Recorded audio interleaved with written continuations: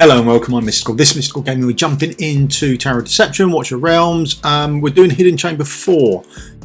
We did stage 20 the other day. Now that is a definite jump in difficulty there. I mean, I thought these extra levels were to give you a smoother run through the Tower of Deception, but there seems to be a definite sizable jump when it got to 20. But Hidden Chamber 4, not so much. So we'll give it a go and we'll give it a run through. Now, the team I'm using, you shouldn't use.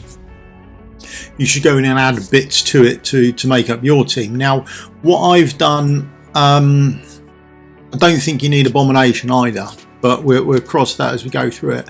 I haven't got any Lords in there.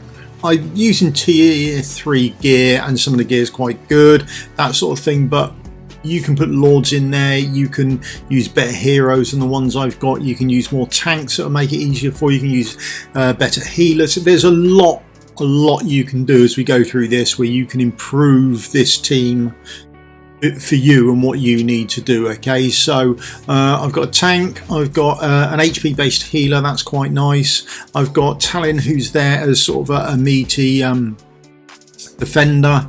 I've got Abomination up behind her just for belt and braces more than anything else, to give us some coverage, and then we've got some AoE. That's essentially it. Right, let's jump into this then. I'll try and squidge me out of the way a touch. There's Talon, she goes straight down there. Okay, now quick one, I think she can solo this, but it's easier if you don't. The bloke that's about to come out, so there's a bloke coming out now, he's got this long like pole arm thing and he does a stun on you, which can make things a bit annoying, because it doesn't say it in his kit either, which is also a bit of a pain. Now I put Abomination up behind him and then we put down our Vortex. Vortex is a great choice. Vortex is a really good HP based healer, which means he's nice and tanky. Now we've got our invisible cannon over there, or catapult, and that's going to attack pretty much the last person down who's within range of it. Okay, so we are giving it Vortex, so it can attack Vortex all it likes, no great shakes, and Vortex can self-heal himself through that, being HP based, no issues whatsoever. There are plenty of better options you've got, okay, but I'm going with Vortex. Now here we go, this is a stun he puts on you, which means you can't take actions, which also means you can't block, which means they can walk past you, and it's just a pain. So that's why we've got someone else up behind. But coming up behind, use any other fighter, knockback champions, anything like that. Healer, use a healer because that can be dispelled. So use a healer that can just be that can use dispel if you like. All of these options are available to you to make your life a little bit easier. Just make sure when your healer goes down last, there is enough HP on your healer to take these shots. There's a shot, 19k. Days, and we just heal ourselves straight through it, no issues whatsoever. Okay, and we put a little shield on ourselves, got to love a Vortex. Now the next thing I'm doing is I'm waiting so I can summon all of those in a one-up, because that cannon there, or catapult there, and there's going to be one just where they arrive bottom right, are going to start shooting the last person down who's within range of them. That means I'm going to put my tank down last, which means I want to put the others down in quick succession. So count up how many spaces you've got left there and then put them down in a one-up. Now you don't need to do it this way, you can break this up. You can go, for example, I've got the ones at the top here, I'm going to put down some AoE DPS up there, and I'm going to put down sort of a healer or a different tank, or I'm going to put down Decimus or something like that, anything that's going to take the shot for you. Okay, so you've got options, you haven't got to do it this way. Okay, I'm just showing that it can be done this way, but you should have enough flex within your team to change it about. So I put Vierna down there. Now a couple of things about Vierna quickly. Okay, she can use execute on these 6 mobs, but the next time through she can't use execute because it's an elite and her execute ability doesn't work on it. Okay, but just bear that in mind. I was restricted by coin cost because I need to get all of these down and get some DPS on the go. Okay, so I put Vierna down, I put Nora down, and then I'm going to place my tank down, and I try and do it in between shots of that catapult there. Okay, so the next shot by the catapult will hit our tank, Hopefully, boom, there we go, 2 shots on our tank, not a problem, and our tank is within range of our healer, all working well. And now it's just a matter of triggering everything off. I trigger off Bjorna's early because it would do the extra damage, it won't do the execute, but then it starts building back up, so I can get damage from her ultimate. I can't get the execute from it. Okay, so that's just a little something to bear in mind.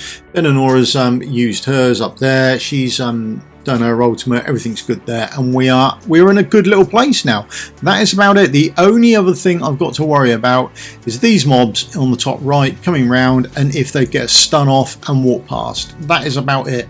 Other than that, the fight is done. All done. We are pretty good. Yeah. Sorry about that. That's it. People not to use. Let's discuss people not to use. So in Abomination, you can use anyone else you like. What I wouldn't use is like a Sun Wukong, because Sun Wukong's clones will get targeted by the catapults, and those catapults, when we see them, see that explosion there, it hits that target and the tiles around it. Boom, boom. There we go. Right, happy days.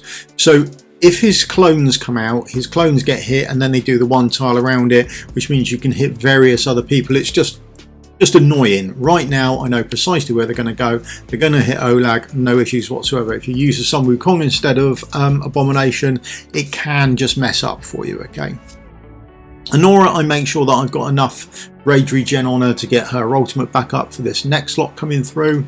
And Vienna, I'll make sure she's got enough DPS on her just to finish these off. But you haven't got to do it this way. I could have put Vienna down nice and early and brought like a mid-am with me, or maybe a Baron or something like that, and just put Baron up behind Olag. Wouldn't have made any difference whatsoever. There's another space there. So you could do it that way round and put up a DPS and a tank, and then next time DPS and a tank. Got a lot of options available for you, and you've still got those 3 spaces, okay? And Abomination, maybe not the best choice. Magda, that knockback, I think absolutely brilliant. Valera, if you've got her, if you pulled her, then that hot boom, yeah, she would be going great guns up there for you. Other things that could come in useful, like a Beatrix, I mean, that would be quite nice to actually get some DPS going anywhere in the map in case you're missing it off. Because right now, all I've got to do is I've got to finish those ones off at the top, which I can start withdrawing everyone for, and that's it really.